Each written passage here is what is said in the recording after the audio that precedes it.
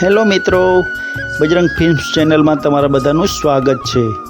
મિત્રો, આજે આપણે આ વિડીયોમાં એ જાણીશું કે પસલી વ્રત કઈ રીતે રહેવું, તેમનું મહત્ત્વ અને તેમની વાર્તા વિશે સંપૂર્ણ માહિતી આજે આપણે આ વિડીયોમાં જાણીશું। પણ મિત્રો, તમે હજુ સુધી મારી ચેનલને સબસ્ક્રાઈબ ના કરી હોય તો પ્લીઝ ચેનલને સબસ્ક્રાઈબ કરી દેજો, જેથી આવા જ નવા વિડીયોના નોટિફિકેશનો આપને મળતા રહે।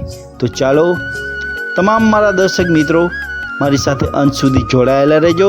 ચાલો આપણે પસલી વ્રત વિશેનું સંપૂર્ણ માહિતી અને વ્રત કથા જાણીએ। મિત્રો, આ પસલી વ્રત શ્રાવણ માસના પહેલા રવિવારે આ વ્રતનો પ્રારંભ થાય છે અને બીજા રવિવારે પૂર્ણ થાય છે। આજે બહેન ભાઈને ત્યાં જમે છે અને ભાઈ બહેનને યથાશક્તિ ભેટ આપી અને રાજી કરે છે। મિત્રો, આ વ્રત કેવી રીતે કરવાનું, આ વ્રત વિશે વાત કરીએ તો વ્રતમાં દોરાની 8 શેરો લેવાની છે અને 8 શેરો એટલે કે દોરો લઈ અને તેને 8 વડો કરી અને 8 ગાંઠ વાળવાની અને 8 દિવસ સુધી રોજ સવાર અને સાંજ તેમને ધૂપ દેવાનો હોય છે અને ધૂપ દીધા પછી જ જમી શકાય છે। ભાઈ ખોબો ભરી જે અનાજ આપે તે રાંધીને ખાવાનું હોય છે અને 8 દિવસ થાય એટલે દોરો પીપળે બાંધી દેવાનો હોય છે। મિત્રો, વીર પસલીની કથા। એક ખેડૂત હતો, એને 7 દીકરાઓ હતા અને એક દીકરી હતી। દીકરી પરણાવેલી ખરી, પણ સાસરિયામાં વિરોધ થયેલો એટલે કોઈ તેમને તેડવા ન આવે। નાનો ભાઈ ભલો હતો અને દયાળુ હતો, જ્યારે મોટા 6 ભાઈ કપટી હતા। તેણે નાના ભાઈને અલગ કાઢી મૂક્યો। શીલા સાસરિયામાં કંકાસથી ટંકંટાળી નાના ભાઈ સાથે રહેતી હતી। 7મો ભાઈ સૌથી નાનો થાય એટલો પરિશ્રમ કરે ત્યારે પેટ પૂરતું મળે। ડોસો ડોસી, બહેન અને તેમની સ્ત્રી બધા જ ભેગા રહે। ખાનારાઓ જાજા અને કમાવનારો એકલો, એટલે તે નિર્ધન જ રહ્યો। બહેન નાના ભાઈને મદદ કરવા 6 ભાઈઓના પાસે કામ માંગવા ગઈ ત્યારે અભિમાનથી તેની ભાભીએ કહ્યું કે નણંદા, તમારાથી થાય તો ઢોર ચરાવવાનું કામ કરો। બહેનને તો કામ જોઈતું હતું, આથી તેણે હા પાડી।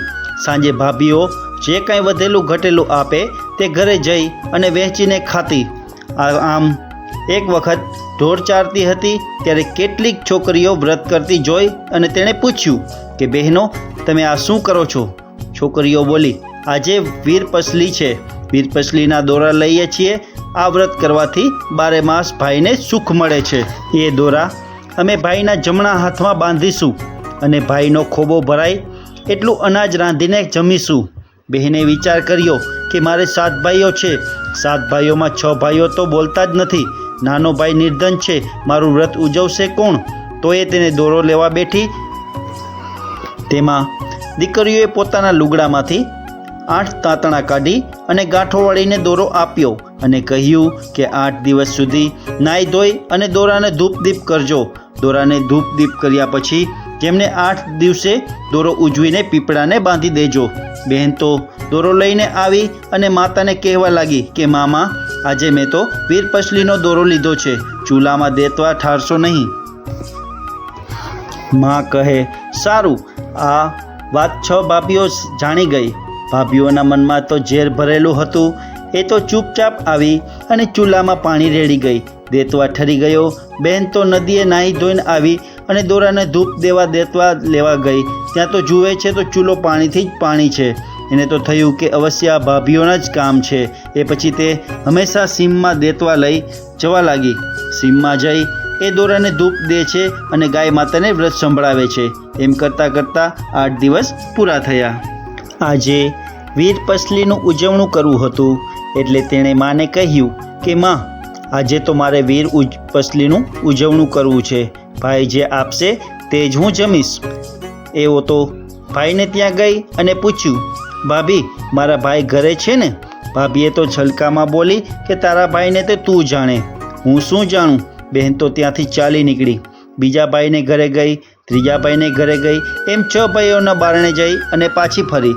છેવટે એ નાના ભાઈને ત્યાં આવી અને ડૂસકા ભરતા ભરતા પૂછ્યું કે ભાભી, મારા ભાઈ ક્યાં છે?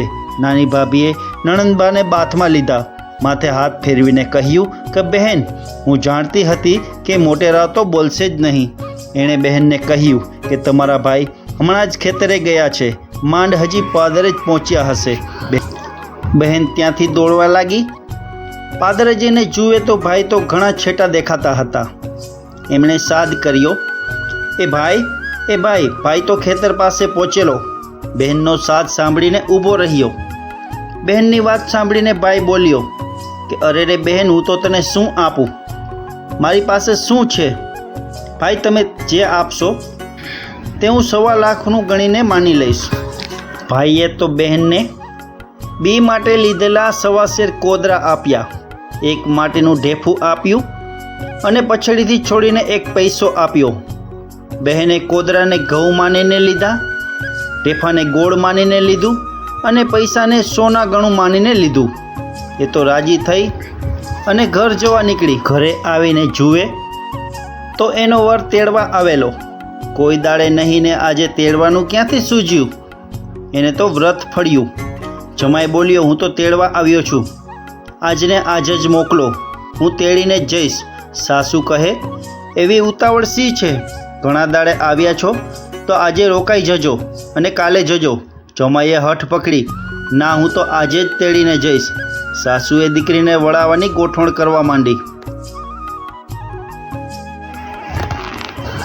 ઘરમાં જોયું તો દીકરીને આપવા જેવું કંઈ જ ન મળે.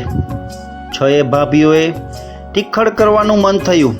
એમને ચિથરા સાવરણી, જૂની ઈંડોણી અને કપડાના ડૂચાનું પોટલું વાળીને નણંદને માથે ચડાવ્યું. ડોશીએ દીકરીને જમાઈ સાથે વળાવી અને ઘરે આવી. ત્યારે ડોશીને થયું કે દેતવા વિના દીકરી દોરાને ધૂપ ક્યાંથી દેશે? દોરાને ધૂપ નહીં દેવાય તો દીકરી ભૂખીને તરસી રહેશે. એ તો હાથમાં દેતવા લઈ અને દોડતી ગઈ અને સાથ દેવા લાગી કે દીકરી, દેતવા લેતી જા. વર કહે, તારા માં કંઈ નહીં ને દેતવા શા માટે આપવા આવ્યા? વહુ કહે, રૂડા પ્રતાપ એ દેતવાના છે કે તમે નહોતા તેડતા અને તેડવા આવી ગયા. આજે મારા વ્રતનું ઉજવણું છે. એમ કહી વરને વાવને ટોડલે બેસાડી. વહુ નાહવા ઉતરી. નાહીને ભીને કપડે બહાર આવી અને વરને કહ્યું, પેલા પોટલામાંથી લુગડું નાખો ને. વરે પોટલું છોડ્યું અને કહ્યું, ક્યું ચીર આપું? વહુને થયું, કેવા મારી ઠેકડી કરે છે. એ બોલી, મારે નિર્ધનને હીરને ચીર ક્યાંથી હોય? વરે લુગડું નાખ્યું. વહુ લુગડું જુએ છે તો કસબી કોરનું રૂપાળું અંબર ખરેખર પોટલામાં જાત જાતની મોંઘા મૂલની સાડીઓ થઈ ગઈ. એણે તો બહાર આવીને હરખમાં ને હરખમાં દોરાને ધૂપ દીધો. એના મનમાં થયું કે પૈસો આપું તો એ પાસેના ગામડામાંથી સીધું લઈને આવે. છેડેથી પૈસો છોડીને જુએ છે તો એ સોના નાણું થઈ ગયું હતું અને ઢેફું જુએ છે તો ગોળ થઈ ગયો હતો અને કોદરા જુએ છે તો ઘઉં થઈ ગયા હતા. એના આશ્ચર્યનો પાર ન રહ્યો. એણે સોના નાણું આપી પોતાના સ્વામીને સીધું લેવા માટે મોકલ્યા.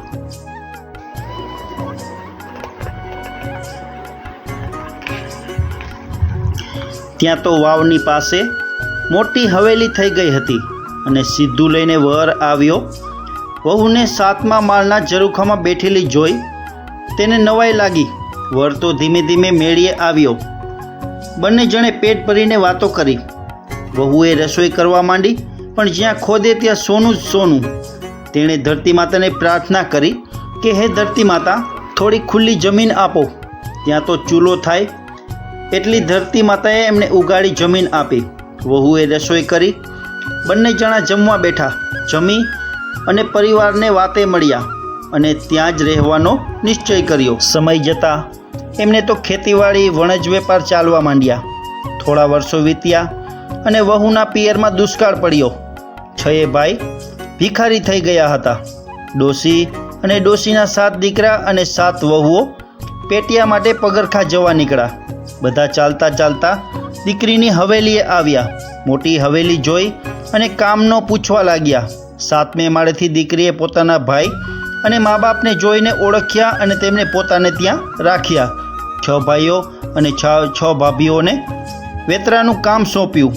તગારા કોદાળીને ઈંઢોણી આપ્યા. જ્યારે નાના ભાઈને અને ભાભીને કશું જ કામ ન કરવાનું કહ્યું અને 2 વાર જમવાનું પણ કહ્યું. ડોસો ને ડોસી છોકરા રાખે અને પ્રભુ ભજન કરે.